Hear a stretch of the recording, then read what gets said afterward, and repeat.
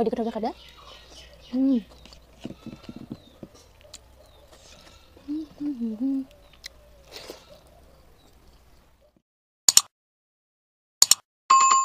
बोथोरानो गुसुथार जा गुसुनालाय बोथोरानो आयु माबा जालायबाय 9टा जालायबाय 9टा 18 जालायबाय थेवबो दासिमबो स्राङानो जायाखै माबा खुवासो खुजोबनाय बायदि जाबाय आरोना कबिया जानानै नै थरसे थरनै थरथाम थरब्रै थरबा 6 7 खावसेयाथ' जाखाला बियो गोदान फोना होफिनदो नै इथिं दुन्दिया लाइ फोना होदों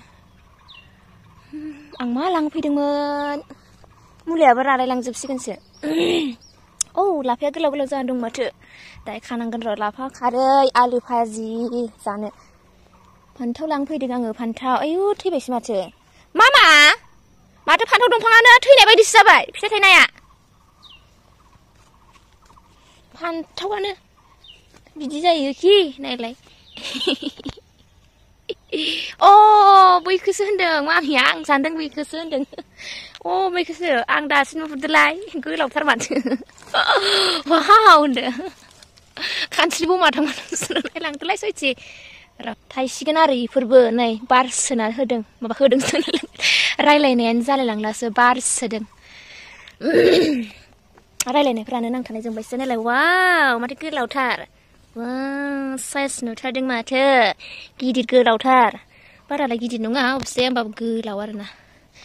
साइज नुबाय थाइखोमानानै दं आरोखि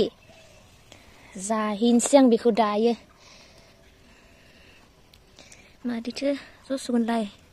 सिखा फिसाबो लाबोसै आङो गारामाफोराबो माबा नांथां मालाय इसोरहा माबाबाय इउ आखाइ फारसेदो गैला जिलांसिगोन लोगोफोर खाखांबाय गोलाव मानिथार सावना जानोसै आं फ्राय जाबाबो गोथाव जागौमोन जानायालाय र' माबायदि जानाय जायो जानोसै थाव लादोंमोन आरोना आङो मैया हरावहाय बोरैबा जादो रा थाइसेखौ खागोन खाया जादो आरो खास्रानोसैदां गोरलैबाबो खानसै र' खानि कुंकिकिनो खानि आं आखाइ फारसेदो मबाइल आखाइ फारसेदो खानो जाया आरोना दंफाङा बोरैबा बायगोन बिदि जायो फोरखाबाय थाइसेया बेसेबांबा गिदिर थाइसेया बेसेबांबा फिसा माने बेयो हौवा बे हिन्जाव बे फिसाजो ना फिसाला वाव ना आंनि थाखाय फान्थावा आंनि फेभरेट सोरनि थाखाय फेभरेट फान्थावा सोरनि थाखाय फेभरेट कमेन्ट खालामनानै खोन्थाहर आंनो सोरनि थाखाय फेभरेट जानो गोथाव आंनि थाखाय जानो गोथाव आं बिराद गोथाव मोनखायो जानो बाथोन फ्राय भाजि आलुजों दुन्दियाबो खाना लाखानोसै आं भाजा जानाय जायोना फ्राय जानाय जायोसै टिं टिं टिं थाइसे गोलाव थाइसे गुसुं थाइसे फिसा बरं थाव फुनबोला फान्थावखौ आं मोजां मोननायनि थाव फुननानै लाजोबबाय दानिया बेखौ आङो सावनोसै मदिनि मोननाय अदाबाव मदिनि मोनदां इ अदाबा 50 थाखा लानाय मोनदां 50 थाखानो मदिनि नरेन्द्र मदि नामा बिनि सावनोसै बिदिब्ला र' आं सावनानै लाग्रोनोसै लोगोफोर नायलांबाय थादो आंनि भिडिअखौ जोबजासिम जानोसै फान्थाव बाथोनजों नोंथांमोना नायलांबाय थादो आंनि जानायखौ Hello everyone, welcome back to my channel. आंनि चेनेलावहाय बयखौबो बरायनाय थाबाय आसा खालामो बयबो मोजाङै दं आंबो मोजाङै दं आं दिनैहाय फिसा मोनसे ब्लग लानानै फैदों मा भिडिअ लाबोनो जानानै नै आं दायो फुंनि ओंखाम जानो नागिरदों फान्थाव बाथोनजों जेबो गैया ओमफ्राय बिथिंजाय फान्थाव सावबाय ओमफ्राय बानलु सामब्राम दुन्दिया न'निनो गोजा फ्रेस बेखौ दानिया आङो सिफ्लेना लानोसै मा भिडिअ लाबोनो जाबाय नालाय बेखौनो लाबोनो सानबाय लाबोबाय नोंथांमोना नायलांनो इन्टारेस्टेड मोनदोंब्ला नायलांबाय थादो लोगोफोर गोथाव जानोसै आरोना आङो फान्थावाबो न'निनो नुखादों जानांगौ खानायखौ फान्थावाबो थाइथाममोन एसेल' जादों गोथाव जासिगोन नामा बेयावहाय नै गोथाव थाव एसे होनो र' थाव एसे बा गोथाव जायोनो जानाय टाइमावसो दा सोरबा मानसि फैना होगोन बाहेरायावसो जादों आङो लामाथिंसो नुहुरबावोसो संख्रि नांदों नाङाखै र' एसे नांगौ आलु गोसा जाखांबाय आखाइ दालुगोन ना मोनामसिनो र'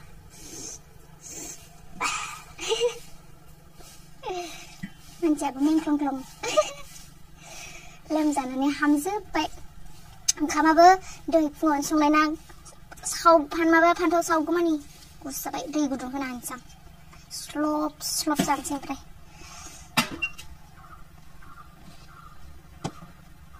फान्थावखौ सोरबा जागौमोन नामाथाय सोराबा गोराथार थाइथामबाबो माहाय लसो जादों फिसाथारबा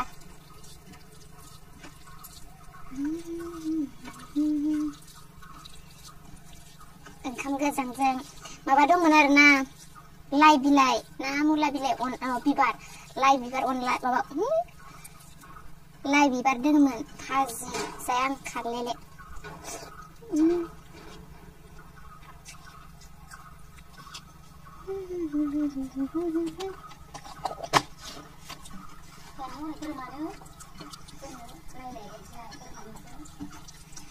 बोरमानोबो आदार होबाय थानांगौ होनदों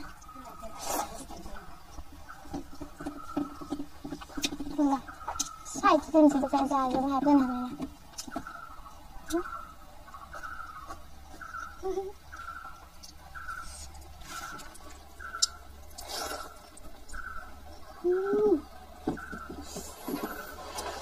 ओरैबायदि गोथाव जाखादों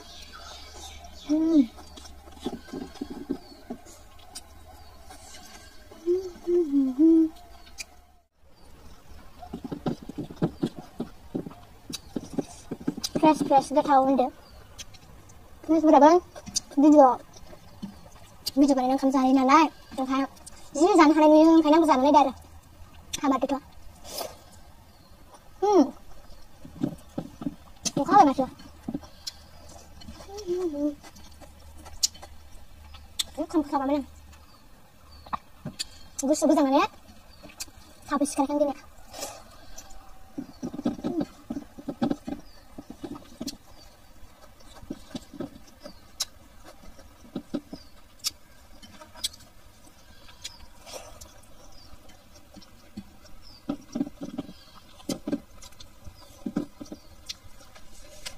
बरिया गोथाव फानलुआबो जि मोजां आलु खादों सेब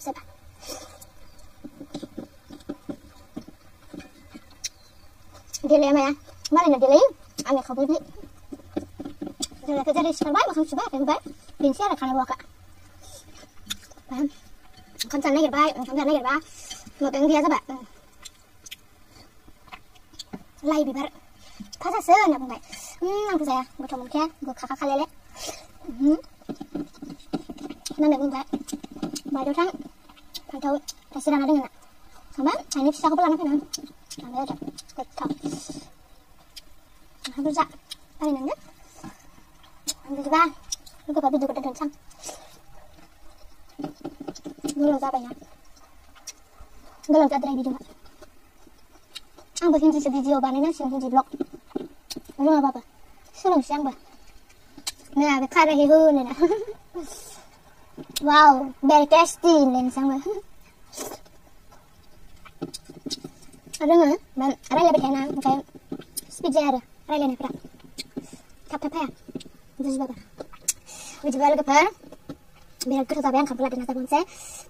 भिडिअखौ होबाय थाबाथ' बिराद गोलाव जालांगोन नालाय ओंखायनो बेखिनियाव दोनथ'नोसै भिडिअखौ नायनानै मोजां मोनदोंब्ला लाइक कमेन्ट शेयार आरो साबस्क्राइब खालामनानै होदो आरो बाथोनखौ गोथाव मोनदों नुवाखै कमेन्ट खालामनानै खोन्थाहरदो लोगोफोर आरो सोर जायो सोर जानो गोथाव मोनो कमेन्ट खालामनानै खोन्थाहरदो बिदिबा लोगोफोर नेक्स्ट भिडिअ लोगो मोनफिनगोन थायो बाय बाय तब तक के लिए बाय बाय